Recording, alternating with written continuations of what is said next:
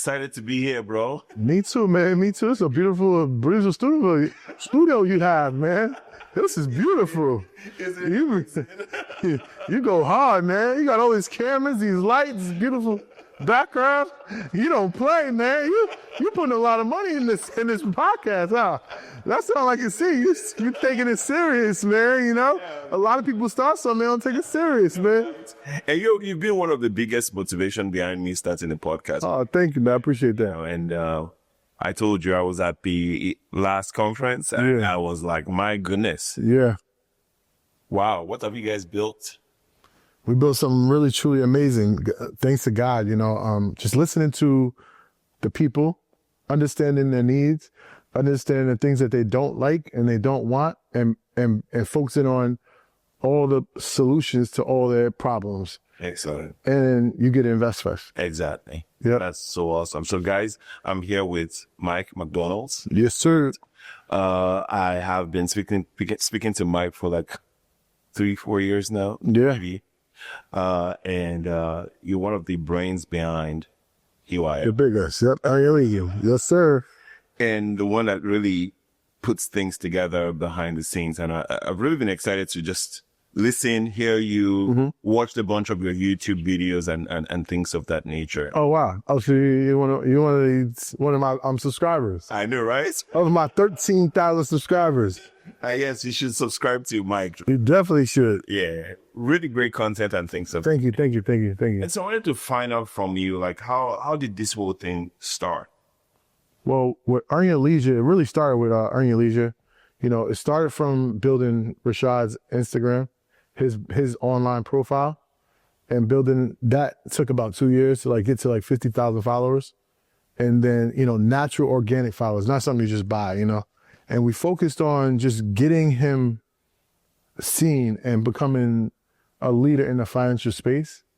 And as he became that leader, that authority in the financial space, it allowed us to broaden our brands, our platform, because people only can get but so much from a personal profile.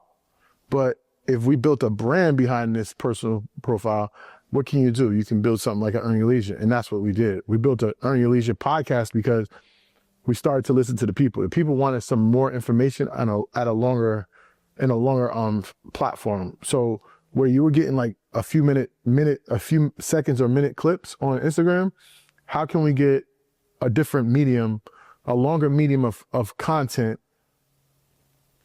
and be able to be digestible like the shorter content is? How can we do that? And the podcast was the answer to that. And so we launched the podcast, and that allowed us to, you know, it rapidly grew really fast. I think it passed Rashad's Instagram within 3 weeks. Oh, wow. So if we started at 40,000 with Rashad, in 3 weeks we had about 55, 60,000 followers on Instagram and about 10,000 subscribers on YouTube. So it really, when you listen to what people want and understand their problems and provide solutions to their problems, it makes things a lot easier to grow. Wow. So I like what you just said, because it appears like you guys were not necessarily just focused on return on investment, but you were focused on return on purpose. It was all purpose, because if you think back to 2019, to make money in a podcast, it wasn't a thing yet. You know, 85% at the time when we started was going to TV and radio of advertising dollars, where that's totally shifted, where podcast is probably getting about 50% of advertising dollars. You know, radio's down to maybe 15%, TV maybe 35%. And there's only about 3 different programs that are getting most of that 30 to 45% that's missing from the podcast. So podcast is, in the beginning, we can see didn't know how the podcast work, how to get the analytics for the podcast, how to understand it, how to see who's watching, who's not watching, how to grow it, how to monetize it. Those wasn't things back then. Yep. So it became, you know, as time went on, you know, we grew with the space, but other people also grew with the space, like iHeart. iHeart didn't know what to do a podcast. So, you know, we were able to, you know, capitalize on the fact that they didn't know. So we were learning on the job, right? So we were able to be so efficient. So when we got deals offered to us, you couldn't lowball us because we understood the industry better than them. So when we started to get advertising deals and sponsorship deals, we were getting so much more than our peers. They're like, how are you doing this? Because we understand what our value is, because we grew with the space, you know, and we understood the space. So when we talk about purpose, right, it appears like there was something just bigger than pushing Rashad's page and even pushing financial literacy. It's almost appeared like you guys were running on a very, very, like, on a strange fuel, I would say. Like, you guys were on fire, pretty much. What was that? Where was that drive coming from, right? Because, like, you could have chosen to do Mike's thing. You could have chosen to, I know you had mentioned you doing some DJ work previously. You could have chosen that path. What was that motivating piece of this whole work that we were like, I'm going to drop all this off, maybe not drop it off, but like, I'm going to focus on this. Well, the first thing is I wasn't really trying to be a profile. I didn't want to be, you know, a figure, a public figure, you know, because I do like the private life. I do like, you know, enjoying my privacy. I know that about you. Yeah, like I like to, you know, live my life. I don't want to be, you know, like I have to have standards when I'm this place, or like I want to be me. I don't want to have, you know, obviously when these people, these public figures go out in public, they have to be the image that they presume to be, exactly. And I'm just not a good actor, right? So I'm just a real person. So that was never in the cards for me until I started a family. That was when I was like, it was bigger than, like, my purpose is bigger. Like when you accomplish something, it feels like, well, speaking for myself, when I accomplish something, it's like, okay, what's next, right? Like my goal was to get to Earn Your Leisure to the biggest platform ever, right? And the journey was amazing.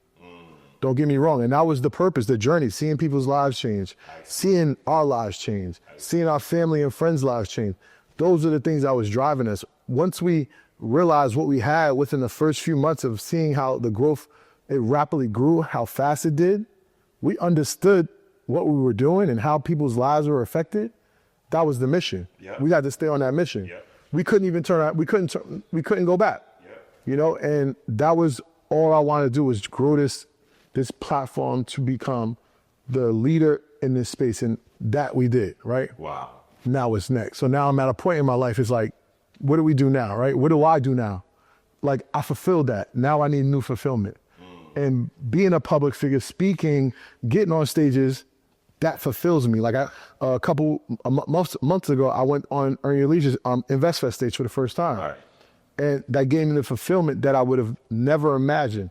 It gave me a high that I could never even dream of. Why did you wait so long? Because I know you didn't have to.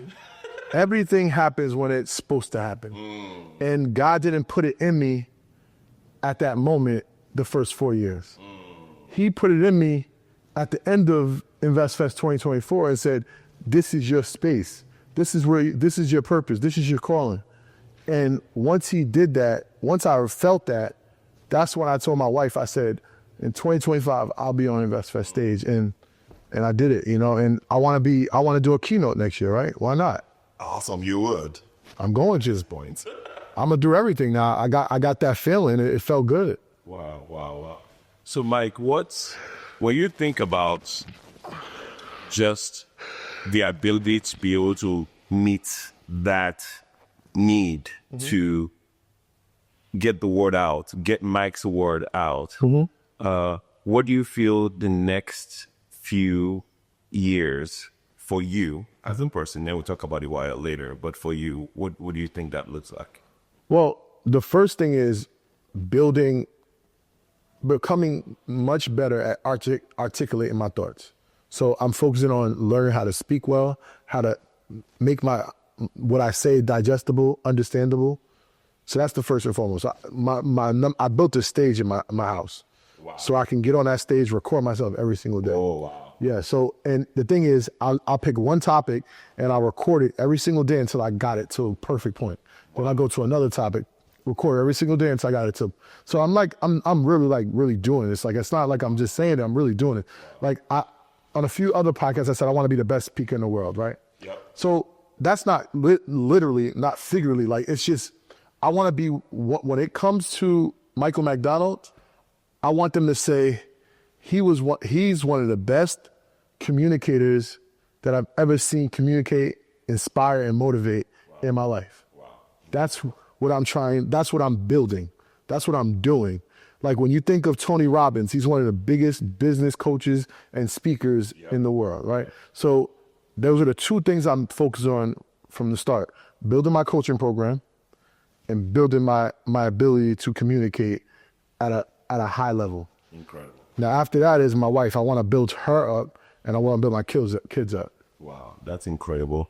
How about for EYL? Because I observed that you're a data guy, even though you might not necessarily say it out publicly, but like everything with AI and where AI is going is also around in data, right? Yep. And so what you're doing is you're building this, I guess, data points of your speaking, and you're improving on it on a daily basis till you get to a point where you feel really comfortable, I guess, to go out and speak. Well, something that I haven't been doing since I started Earn Your Leisure was leverage Earn Your Leisure. You know, I've started to leverage it in a very minute way, if that's the right word to use, but a very minimal way. I started to utilize leverage Earn Your Leisure, but like getting on stages. Like I probably made almost 6 figures this year speaking, right? Oh, wow. And that's only because of Earn Your Leisure. It's not because of my ability to speak. Right. It's my ability. It's the fact that you have a co-founder of Earn Your Leisure. Thank you. I appreciate it. I receive that. Yeah. But it's the leveraging Earn Your Leisure where you have a co-founder of one of the biggest 8-figure company platform, and he's the co-founder. He's one of the brains behind all of these accomplishments at your event. So that helps you, right? So that was one way I leverage it. Now I'm putting the business engine on Earn Your Leisure's platform. I see. So that's my next goal, is leveraging my personal brand with Earn Your Leisure so I can build my personal brand up. So that's really my way, right? And now obviously on the outside of that, like with Rashad and Troy, is global. Like if you notice what we're doing, we're more like going to Africa, different countries in Africa. We're building a global empire because we see that the problems that we have here are the same problems over there. Yep. So if we did what we did over here, why can't we do it over there? Yep. You guys told me Nigeria, man.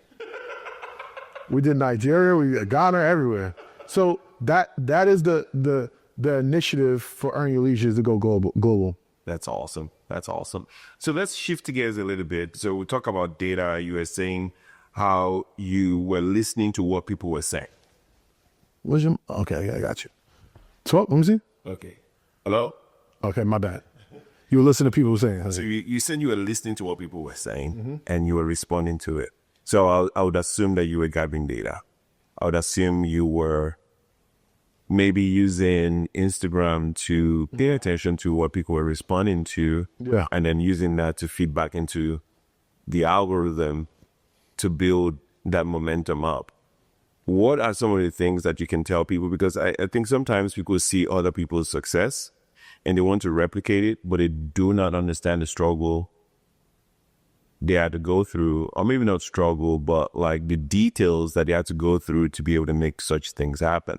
And so you see these beautiful algorithms, you would see ChatGPT and everything looks really fancy, but you don't know that it was like a X billion dollar cost to make that happen. Yeah. And so what can you say about how you guys track data from your own perspective? I know you've spoken about like the listenings, like you guys pay attention to how many minutes people listening and all that kind of stuff. What can you say about that to help our audience? Well, data is the most important thing. Like when you think of Tesla comes to your mind, you think probably a technology company, right? Or a car company. But it's really not. It's really not, yeah. It's a data company. That's correct. Right? And it's like Uber is a data company as well. Yes. Now, Tesla knows how fast people drive. They know who's buying the car, who's in their cars. They know all the roads. Yep. They know how much people can spend in every area of America. So all the data they have, when they release this turbo taxi, whatever it's called, robo taxi, they have access to almost everybody already, right? Very true. They don't even need Uber. That's true. They may partner with Uber because that's how you build brands, right? That's how you multiply at a higher and a faster level. Correct. But they have the data centers, right? So they have data centers all over the world, all over the country. So every electric car uses their information, their technology. So if you follow the money, and I mean follow the money, everything leads to data. True. And I've known this since I was 20 years old. Yes, we've been speaking. Yeah, so I've known this forever, like how much, if I have your information, or I know what you like, or if you purchase from me, right? You're 50% more likely to purchase from me again if I know you purchase from me, if you purchase from me. So why wouldn't I get your information, right? Exactly. And it takes about 14 times for someone to see something before they actually purchase, right? So if I had your data and I was selling something or promoting something, I have to email you or contact you or be in your face 14 times before you actually buy, right? On average. So why wouldn't I want to get data? So we've been getting data since day one when we started. Like I had newsletters, I had free giveaways, had events, I had every data point that I could possibly get, I was trying to get on every single thing that we were doing, just because I knew how important it was in the future. And now InvestFest comes 2 years later. We got 150,000 emails and 100,000 phone numbers. How much easier is it gonna be for us to get 4,000 people in the building? Because that's how many people we had the first time. Wow. People were like, how you get 4,000 people in the building for your first event? Because we had the data. Wow. We've been collecting data. Wow. Like I'm starting a podcast with my wife, right? With her and her friends. And I said, we have to set up data. We have to be able to capture data from day one. Wow. Now it's on a different level because now we have like, go high level and things like that. And a lot of automations and workflows that literally can do all the work for you. Where I was emailing or doing it manually. Exactly. You got ChatGPT that actually has apps that like it could incorporate apps inside, like where Zapier. I don't know if you heard Zapier, however they pronounce it. They might be over with because they got NAA and built inside in ChatGPT now, like Agent AI. So it's like, it's like, so now it's like, to become successful is so much easier. Yep. But it's so much harder because everyone has access to it now. Exactly. So that's what makes it a little scary because when we were the only ones that had access, like when I had the information, I was one of the only ones that had the information to be able to do what I was able to do. I was an anomaly, right? Yep. Everybody wasn't like me. Yeah. Now everybody could shoot videos. Everybody could produce a podcast. Yep. Everybody can understand data. It's become so easy. So now you have to think outside the box. What's next? What's next? What's next? What is next? Me and my wife was talking today. We was driving and she was like, I told her, I said like, when Legend and Loyal is 18, it won't even be a college, right? Yep. And because what are you going to college for? Every job is gonna a surgeon is gonna be a robot. Yep. Like everything's gonna be a robot. Like it's gonna be AI that's gonna be taking over. Yep. Then she went even on higher than that. She said, humans might be extinct. Like, who's to say? It's a thing. It's possible. So it's scarier. I think AI is very scary, and if it's put in the wrong hands, it can be very dangerous. I agree with you 100%. One of the reasons why I really resonated with you is, one, your point on data, right? From a cultural standpoint, I think that sometimes data is missing in the conversation. Just completely missing. We talk about GPT, we talk about all these things, but we don't really focus on how we harness the power of data to actually drive that, which is what you were talking about, which is really thinking outside of the box, right? Tesla, they, like you said, they gather all the data, so they use machine learning to understand like the patterns and recognize, oh, okay, you drive on this path, or don't drive on this path. Like if you cross this line, you're going to hit somebody. Like all of that is You their data company, correct? Oh yeah. Okay. 100%. 100%. And so, and the way that I see you guys do is really data driven, 100% data driven. Like there's just no way you can actually accomplish a certain level of success without background foundational data. So what we see now is, people use GPT, all that kind of stuff, which is great, but I think it's time to start using those tools alongside with your data to actually get to dream and think about things that are outside of the box, right? And so when you think about what you guys did with EYL, if you were to go back with this AI layer, what would you have done differently? With AI? I mean, would you have, I don't know if this is okay to ask, but would you have had the number of staff that you guys have right now? Probably not. What would you guys have done differently? I mean, we definitely would have hired differently. We would have had agents doing really everything. It took a lot of my back. I burned myself out the first 2 years, because I was literally doing everything. I was the manager, I was the marketer, I was the web developer, I was the photographer, I was the videographer, I was the editor. I was just doing so many things. I was the customer support, because we was still building a company. It burnt me out, really, really did. And, and that's what it took. But it took that, us believing in that vision, and being consistent and not stopping what we were doing, because we had a mission and a call to answer. So, and that's what we did. But I mean, I think it's so much things that, we would, if we had AI and no one else did, then I would think it would be different. I see. I think it would have hurt us if AI was here when we first started. Because I don't think we're special. I don't think none of us is special. Neither is me, Troy, none of us is special. What I think is we work harder and we're more consistent than anybody else. That's what made us, and we came at the perfect time. Right. Now, if you put AI on somebody that doesn't work that hard, but they're special, they can probably outperform us. You know what I'm saying? Because AI makes you work less. Yes. And that's why I teach my sons, right? I know my whole life was work hard. It's not really working hard. It's really about working smart, right? You gotta have some hard work in you and all that, but like, how do I complete 10 tasks with only doing 2 of those tasks, right? Does that make sense? So I want to be able to accomplish 10 different things without doing 10 different things, right? And, I learned early on recurring membership, continuity membership, income, right? And how residual income works. I learned about that early on.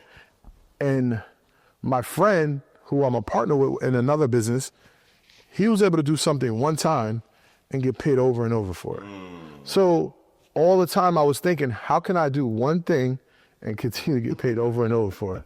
That's smart. And I've come up with so many different ideas and so many different income strategies that I used to make like templates for websites, for flyers, for things like that, and put them on these websites where Envato, whatever it's called. and it would go in Vado, and you would buy it. Yep. So I'll put up. I took an hour to make a template, put it up there, and I sell it for $24. They get like $8. I get like $16 or whatever. Yeah. But 100, 200, 300, 400 people buy it. So it's residual income. It always comes all the time. So that was always my goal. How can I do something one time and continue to get paid over and over for it? Wow. Wow. Wow. Wow. So you would probably use agents. Man, now I'm a sell agents. That's the new thing. I think, you're right. Like when this whole thing becomes public, I think the ones that would dominate are the folks that actually build the systems that help people to use AI. You see what I'm saying? Well, yeah, well, this is what I think. This is what I honestly think. Honestly, that would mean I'm not telling the truth right now. So I'm not saying honestly. This was my transparent feeling about AI. Yeah. I think so. If you're a geek like I am, a little tech geek and whatever, the computer went from 133 megahertz. I want to say in probably 2099, it was about 123 megahertz. Yes. So 1999 to 2007, that's what, 8 years? Yeah. It went from 133 megahertz, the speed, the processing power of a computer. It went from 133 megahertz to 2.8 megahertz, like 2,800 megahertz in a matter of 8 years. Yeah. It was going so fast where it took forever to get to 133. But the next 8 years, it went super fast to 2.8. If you look at the computer now, it's 2008, this is 2025. It's still 2.8. It's slowed down. The technology can't go but so far. And I think AI is going to hit a wall where it can't, if you allow it to go past a certain point, it would become destructive. Yeah. So not destructive. It would destruct the world. It would have a big conflict. Yeah. It would be a very big conflict with the way we do things, just correct. Altogether. So at some point, it's going to be a hard stop. Like if that was 8 years, that might be 4 years. So it went on 2 years now that ChatGPT has come out. So I say another 2 years. Whatever happens in another 2 years, that's going to be the limit of what. Like it's going to be what they'll do is they'll start like what we started doing with the processing. We started adding more processors. So now you got dual core, quad core, all that stuff. So it would be a multiple of things. So now when you just think of it like if you put something in ChatGPT, right? And instead of me putting in one thing, it gives me the video, it gives me 5 different things at once, maybe, right? So now it's multitasking. So that might be the next generation of AI. But as far as like if you see it's doing videos and it's, I think it's almost at its peak. So I say 2 more years. I see. So would you say that also our ability to adapt to the technology will come to a halt too? Yeah, I mean, I think overall, the ability to adapt. I mean, everyone's gonna catch on. Like when 20 years ago, no one could use a phone. Now, like, and if you do it how Apple did, like Apple came out and Android came out, right? Apple didn't have 3-way calling on their first phone, on the iPhone 3. Android had 3-way calling, they had cameras, they had front camera, back camera, they had everything, right? They had all those different features, but Apple didn't, right? Apple, every year, they added one feature, which Android had all these features, and they always say, Android been had that. Well, Apple, what they were doing was teaching you how, they didn't want to overwhelm you, they didn't want to discourage you from using their product. And even me, when I had an Android, I was discouraged from using it because it just had so much. I just want to use a phone to call and text, right? And now you have AI, you have this, but you add it on a gradually let me learn the feature, the benefit, and allowed it to become consistent in my life on a steady path. now that Apple phone is more it was more beneficial to my life than an Android, right? So now you give you saying AI, like if people want to be able to catch on, yes, but gradually you're gonna grasp one thing. Like you're giving video, you're giving agents, you're giving apps doing Zapier things and connecting. It's too much. Yeah. It's too much. Yeah. So it's gonna crash. Like the video's gonna crash eventually. It's gonna happen, right? It's just how much it's gonna go down, right? I don't think NVIDIA is being honest with its people. I don't think the amount of production that they're saying they're gonna be capable of, they will not be capable of. So I told some of my friends, I said, this might be one of those Enron companies where we're talking so much and saying so much and letting that stock go up and up and up and up. It's going to get to a point where they bite themselves in the foot and not be able to deliver on what they said. And it's going to. Wow. Yeah. Wow. So how do you think that the community that you guys serve, how do you think they should think about AI's use?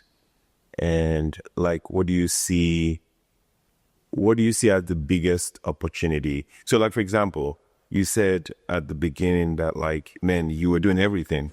Mm-hmm. I always said AI is the unfair advantage for small businesses.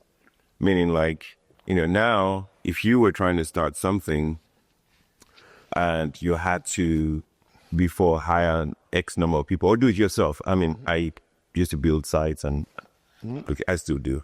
And it takes hours, right? But now you can use tools to get these things done quickly. Yep. What do you see a benefit, or like you had said it earlier too, that like, now everybody is competing with each other. So who's going to win this competition? Well, I don't think you're at an unfair advantage not using AI, or you're at an advantage using AI because everyone's going to be using it, in a couple of years. So it's like, I don't see a business even being a business if it doesn't use AI. Exactly. So AI is going to be very prominent in every business. Correct. Machine learning in every business, right? Every business is going to have some type of automation. Mm-hmm. Every business is going to be able to have spell check and not put out things that are incorrectly spelled or grammar incorrect, because that is just the normal things that we're going to be able to use. Yeah. Now, what separates you is using AI with your creativity, combining your creativity with your ability to understand AI.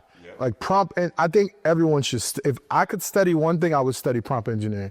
If I found a course that I knew was a great course, I would want to learn prompt engineering, because it's the new language, and it's probably one of the last languages.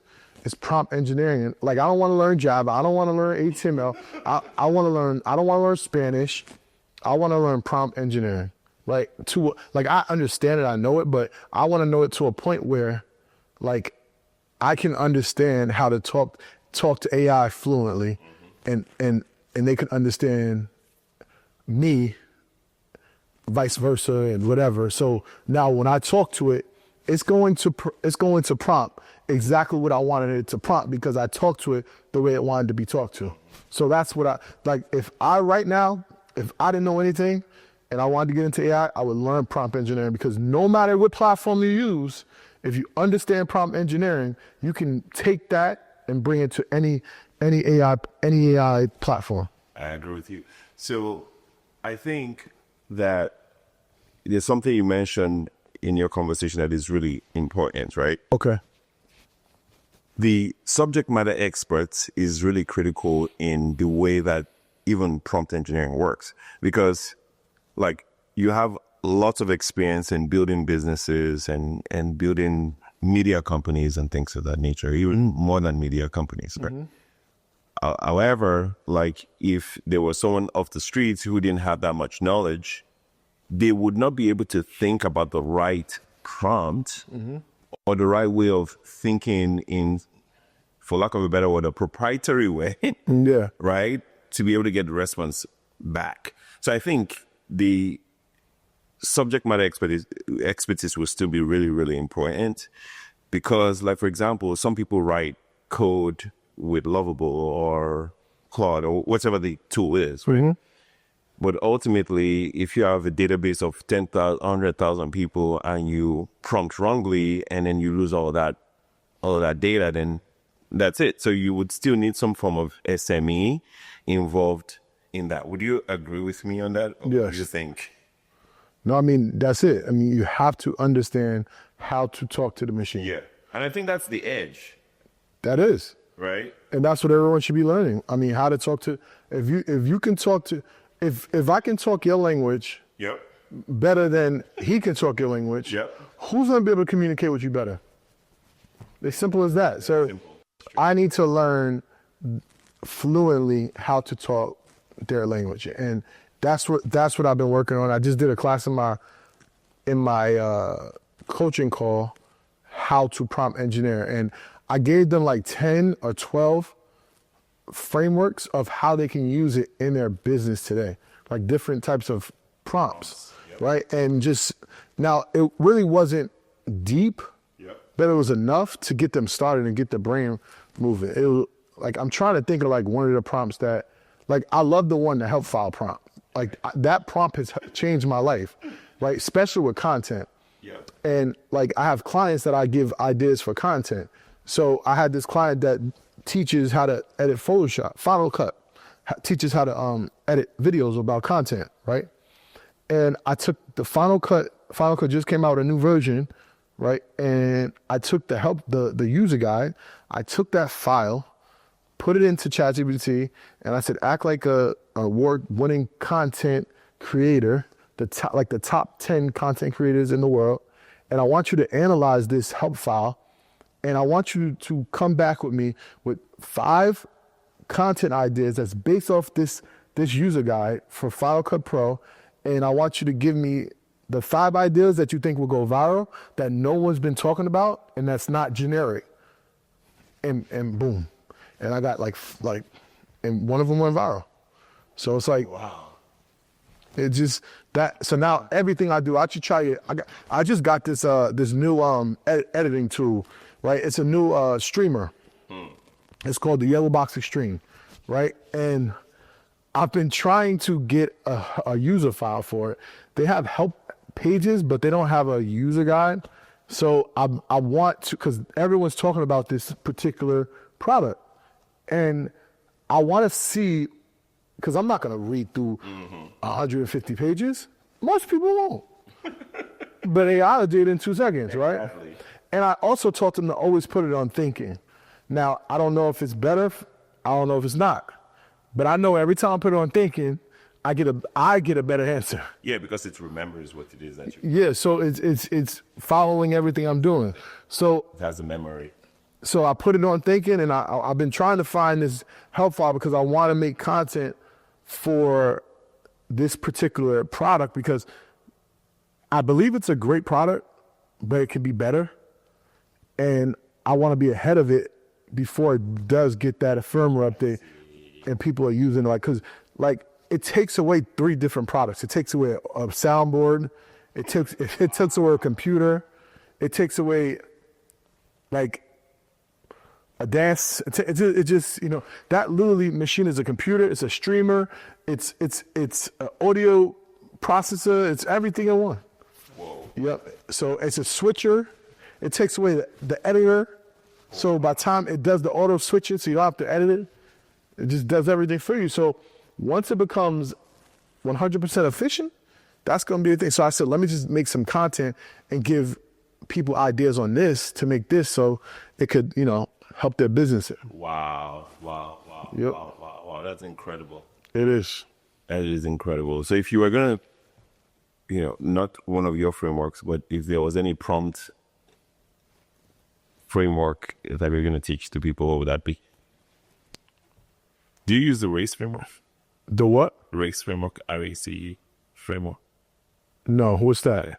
So that's a content framework as well, but it's very, very, it's generic. It can work in different spaces. So the idea there is you have the R represents the role, the A represents audience, the C represents context, and the E represents expectation. And so no matter what prompt you're trying to create, it would always fit into that. So act as a marketing specialist, right? Audience, a marketing specialist for aspiring entrepreneurs. Context, helping them shape. I do it. I just didn't know exactly what it was, because that's what I do. I act as this. You're talking to this, and I want to be able to create the 5 best content that can go viral. So I kind of do it in a way, but I just do it. I just learned it on my, just understanding prompt engineering, and the framework. I mean, the best framework is looking at what works. Honestly, this is the best framework. Looking at what works and taking it and making your own version of it. Like, that's the best. That's the framework I would teach. Analyze somebody in your industry and take it and re-evaluate it with yourself. Immerse yourself in that content, that type of format of content, and make it for yourself. And that's that is you gotta see what works. If you watch and see what works, you can get an understanding of what's gonna work for you. If you're that person, like if I'm a fitness guy, I'm looking at Ashton Hall, right? Because his content works. So I'm not gonna maybe put my face in the water, but I'm gonna do stuff where maybe I make an ice bath, right? And I jump in an ice bath, right? Every morning, right? Or whatever it is, like you have to see, that's a visual hook, right? And that visual hook work, ice and water, right? But it's so many ways you can do ice and water. It don't have to be putting your face in the water, right? Running with the cars, right? It could be running with your dog. It's so many ways, running with a horse, whatever it is, right? But be creative. You see what works. Like just take what's working and make it your own. Yeah. So I like what you're saying, because honestly, what you're really saying is take everything that has worked for you and figure out how you can make AI work for you based on that specific standard. Would that be correct? Yeah. And if you can do that for everything, you're building this quality, excellent agents that are actually doing all this amount of work for you to really drive your productivity up. Correct. Yeah. So how do you see AI changing EYL's event next year? It's gonna be talked about even more. I mean, that's for sure. We might have a few robots in there. If we can get a sponsor or our hands on some, I would like to have a space where we can have hands on with different AI products. I would love that. Yeah, that would be pretty cool. But it's all about just getting in touch with the right people at the right time. You see. What do we spend like 1.2 trillion a year or something? I don't know how much black people spend, right? And it sucks to say that we're a black event, because we're an event that teaches things that everyone could do. So I hate being identified as a black event. I like that you said that. Yes, it's true, bro. Someone asked me is it a black? It's an event that teaches people financial literacy. Period. Yep. So, and now we teach, AI literacy, artificial intelligence literacy. So the goal is to just continue to, we're going to be adding it in because, one, the market is going crazy, right? So everything correlates with the market. Tech is up at the high. Gold is going to be something it would be dope to have have gold bars there so people could see what most people never see what a gold bar is, right? Gold is so high, right? We have a Federal Reserve right in Atlanta, so why not? And is it eight of them in the world? One of them's here. Why not?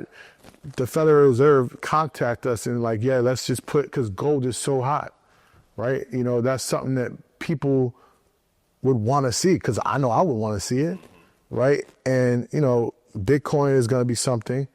I think I was talking to my wife about this too. Is about automated trading. I don't know if that would ever be a thing. I didn't think so. But imagine if AI could understand predictable markets, like predicting the market. That would be scary too. Yeah, I have a little bit of experience in that space. Yeah. So I think like ultimately using AI helps me to get to new opportunities quickly. Right? So I'm not a financial advisor. So, but RGTI is a quantum computing company. And I've been talking about quantum for the longest time because when you start having lots of data, you need more processing power, right? Yeah. Like you were talking about earlier. And so if we're going to get more processing power, then we need things that can do things outside of the zeros and ones and maybe take it to the next level. Add some 2s and 3s in there. Right? So 1, 0, or 0 and 1 together. You know what I'm saying? Yeah. And so, I mean, even the idea behind that is crazy. If I start to break it down, it's just ridiculous. But I invested in our RGTI and it went from $3 and it's up like $44. Oh, you up right now? Yeah. That's what's up. We need to sell that. I know, right? Because it's just unnecessarily going high. I was like, oh, should I get in? I was like, what do you look back on when something is going that high? Like, there's really nothing to, because I use data to decide, like, should I continue to go? But, like, it's just going. So, I'm like, hey. Greed. You better take something off the top. I'm like, just take something off. We better take something on top because greed will make you lose everything. Exactly. Yep. So QBTS, and there are some quantum computing companies that are really coming up right now. And, like, it's huge for, like, medicine. It's huge for cancer treatments and things of that nature. I mean, like, we're going to see a completely different world. And so AI can actually help find those new opportunities, but like, you cannot predict what people are going to do, right? You can predict it to an extent because that's how technical analysis works. Yeah. But like, people take drastic decisions every day. So I think there's still going to have to be some human in a loop to better understand that. Yeah. Of course, you can trade once, like 5 minutes, you're in, you're out, and stuff like that. But like, I don't know that you can be fully dependent on an AI platform too. Yeah, I don't think so. I think that would be scary. I think that would be very disruptive. Exactly. And I mean, that would just sink the entire market. So that's but the point. you can, in somewhat, the top 5 best traders in the world, like, You know what I'm saying? you can kind of get very close to that. Yeah, close to- because they're using, data and things like that. Exactly. AI is much better with data. Yeah, exactly. So I definitely think you can be, You can be leveraged for sure. but I definitely do think also that just like, it's rigged a little bit. The market's a little rigged. Yeah. So Yeah. I mean, like, how do you it's not really based off of 100% data. anymore? It's not, I don't think it ever was, but Yeah. like, I don't think it ever was. But the market is kind of rigged. So, which Ian says it all the time, is it has to be rigged because, you have to keep people's interest. So True. I think, like when what really made me upset was I put a lot of money in, I believe it was Facebook. I'm not 100% sure, but put a lot of money in it because I knew the earnings was going to be crazy. The earnings was crazy, and then the stock went down because the future projections weren't that great. So, and that was just me maybe not understanding or me playing on earnings, which I should have never done. But it put a sour taste in my mouth because I'm like, how can the stock go down if the earnings did really well? Like, really, the earnings came out after 4, the next day the stock went down. I'm like, and I lost a lot of money. I'm like, ugh, gave me a nasty taste in my mouth. But I definitely think it's rigged. Like GameStop has no business. It doesn't even have a business anymore. Yeah. They don't have a business model that works. But their stock went, so it is rigged in a way. So it's like, that's why AI could never be as efficient as a human being because they don't understand. They only go off of data. And the market isn't based off of all data. Yeah, I agree with you. Yeah. And also, you can think about it also as everything in AI as well, because I think, one, we would get I think the world would get, like, the world would become more, not interested in the idea of... Everybody be rich. Everybody be rich. I think people would love to connect more when AI becomes, as long as AI continues to proliferate, people will love to connect more. People will love to meet each other, more, and there will be less. I think there will be less dependence on algorithms as things go on. In my opinion, I think because then everybody will start to crave that human connection and things of that nature. What's gonna happen when people have AI girlfriends and boyfriends? It's already happening. Oh, Right? It's they fall in love with the avatars. It's already happening. Yeah. Oh, yeah, that's scary. It's really sad. Like, I wish one of the things I pray that would happen is one, the deepfakes, because now didn't ChatGPT just say they're not gonna let, if you're a live celebrity, they're not gonna let you use it now? Right. They said that right just recently? Yeah. So imagine someone takes your face or someone takes my face and then someone starts to like use, it's crazy. Zola tour is crazy. So it looks good. It looks good. Again, I have to learn how to use it. I was just learning how to use VO3. Yeah. But like, imagine the dangers of that. So it's also helpful because if you was out cheating on your wife and somebody shows you a video, you cheating on your wife in video, you can be like, that wasn't me, baby. That was AI. You know what I'm saying? That was AI. It wasn't me. I was home. You know what I'm saying? So people are going to be more likely to be out in the streets because they're like, it wasn't me, baby, it's AI. But back in the day when you share a video, that was you. You were committing murders. It wasn't me. That was AI. You will be surprised then the stocks of camera companies would jump up because then we start. I'm surprised cameras are still making cameras. You're not going to need a camera no more. I was just reading something where they're doing a production which would have cost like $2 million. It's costing them $200,000 because of AI. Oh, no. I forgot what production company was it. It's just crazy. Like, I'm surprised cameras are still making money. Wow. Because we could have just did this. We could have just did this in AI.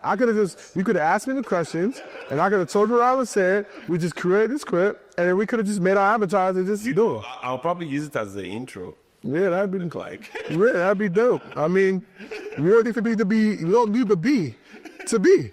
Exactly. Yeah. So it's like. It's scary. So much. Like, people can live on longer than what they live. I know. We're almost immortal. I know. Yep. It's crazy. I know. Thanks so much, Mike, for having Appreciate it. Thank you, man. Thank you for inviting me to this amazing studio. This is cool. Yeah, I'm looking forward to having you. Thank you so much, man. Thank you. Good luck with your success, man. Thank you so much. I really appreciate it. I was with the doctor.